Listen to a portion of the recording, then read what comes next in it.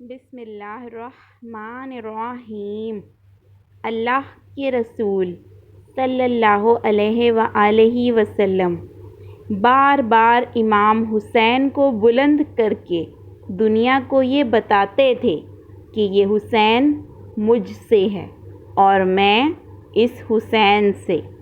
اے لوگو، اگر اس حسین پر کوئی مشکل وقت آ جائے اور یہ تم سے مدد طلب کرے تو اس کا ساتھ دینا کہ یہ جنت کے جوانوں کا سردار ہے، میرا خون ہے، میری اولاد ہے۔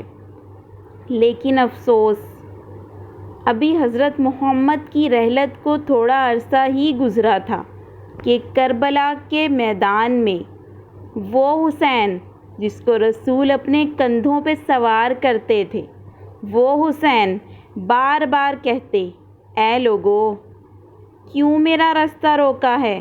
پہچانو، میں تمہارے نبی کا نواسا ہوں۔ کیوں 3 دن سے میرے بچوں کو پیاسا رکھا ہے؟ کیوں میرے عزیز و اقارب کو شہید کیا ہے؟ کیا میں نے رسول اللہ کی شریعت میں ترامیم کی ہیں؟ کسی انسان کا حق کھایا ہے؟ کسی پر ظلم کیا ہے؟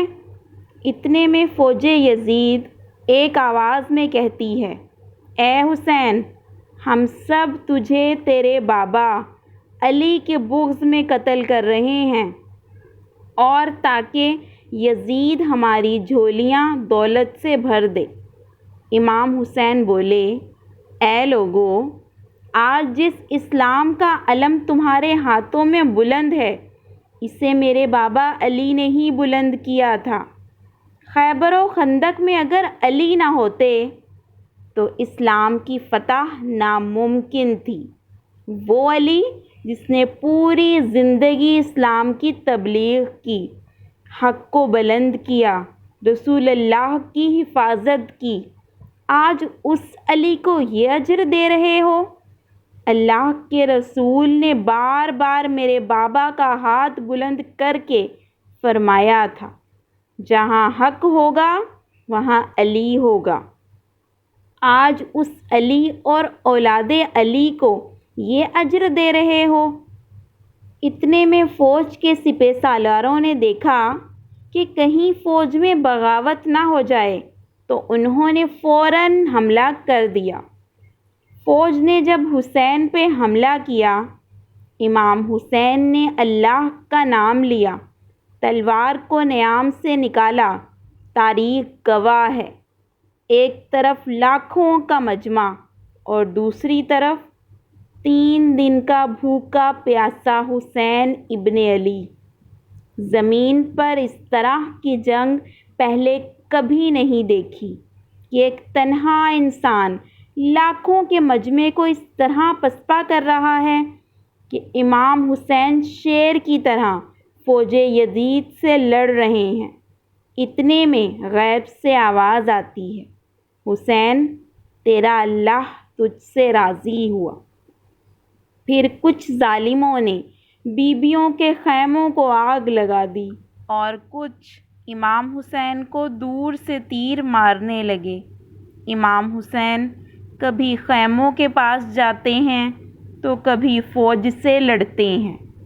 تو سپہ سالاروں نے فوج کو 4 حصوں میں تقسیم کر دیا اور یہ کہا، کوئی بھی حسین کے قریب نہ جائے، جس کے پاس جو چیز ہے وہ دور سے حسین کو مارے۔ سو جس کے پاس نیزہ تھا اس نے نیزہ مارا، جس کے پاس تیر تھے اس نے تیر برسائے، جس کے پاس برچھیاں تھیں وہ برچھیاں مارنے لگا، جس کے پاس مارنے کے لیے کچھ نہ تھا وہ کربلا کے میدان سے گرم مٹی اٹھا کر امام حسین کی طرف پھینکنے لگا۔ امام حسین کے جسم مبارک پر ہزاروں زخم لگتے رہے۔ آپ کے جسم پر اتنے تیر تھے کہ آپ کا جسم مبارک نظر نہیں آ رہا تھا۔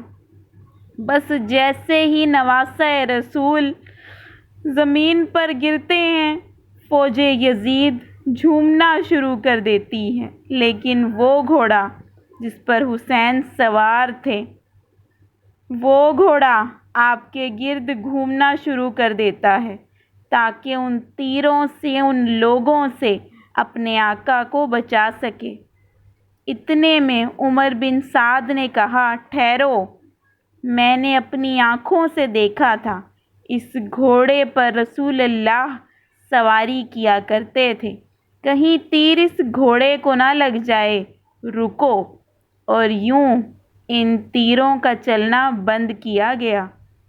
افسوس ہے ان لوگوں پر، اس گھوڑے کا تو احترام معلوم تھا جس پہ رسول اللہ سواری کیا کرتے تھے، لیکن اس حسین کا نہیں جس کو رسول اللہ اپنے کندھوں پہ بٹھا کر سوار کر کے امت کو دکھایا کرتے تھے۔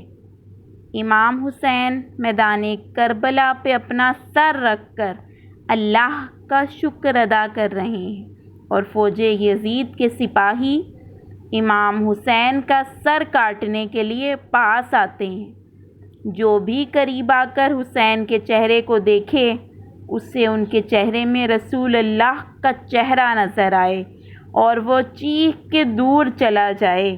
اتنے میں شمر کہتا ہے، یہ کام مجھ سے ہی ہونا ہے۔ جیسے ہی اس نے خنجر حسین کی گردن پہ رکھا تو دیکھا امام حسین کے لب ہل رہے ہیں۔ اس نے سوچا شاید حسین ان کو بد دعا دے رہے ہیں۔ جیسے ہی اس نے اپنے کان حسین کے لبوں کے قریب کیے تو سنتا ہے حسین اللہ کی نعمتوں کا شکر ادا کر رہے ہیں کہ اے اللہ تیرا شکر ہے کہ اس عظیم امتحان کے لیے تو نے اس حسین کو چنا۔ اتنے میں امام حسین نے آنکھیں کھولی اور شمر سے کہا، اے شمر، کیا تو نہیں جانتا میں رسول اللہ کا نواسا ہوں، جنت کا سردار ہوں اور حق پہ ہوں؟ شمر نے کہا، مجھے معلوم ہے۔ پھر انہوں نے کہا، پھر کیوں قتل کر رہے ہو؟ تو اس نے کہا، تاکہ یزید میری جھولی دنیاوی دولت سے بھر دے۔ بس یہ کہتے کہتے شمر امام حسین کا گلا کاٹتا رہا اور فوج یزید جھومتی رہی۔ امام حسین کا سر قلم کرنے کے بعد آپ کے جسم کو رسیوں سے باندھ کر کربلا کی گرم زمین پر ادھر سے ادھر پھرایا گیا۔ عمر بن سعد نے شمر سے کہا، حسین اور ان کے ساتھیوں کی لاشوں کا وہ حال کرتے ہیں کہ رہتی دنیا تک کوئی بھی یزید کے خلاف آواز نہ اٹھا سکے۔ سب کے جسم سے سروں کو کاٹ دو اور سب کی لاشوں کو پامال کر دو۔ علی اکبر، علی اصغر، سب کی لاش کو پامال کر دیا گیا۔ امام حسین کی لاش کو اس قدر پامال کیا گیا کہ ان کی دائیں پسلیاں بائیں پسلیوں کی طرف اور بائیں پسلیاں دائیں پسلیوں کی طرف چلی گئیں۔ ان کا سینہ اور پشت ایک ساتھ ہو گیا۔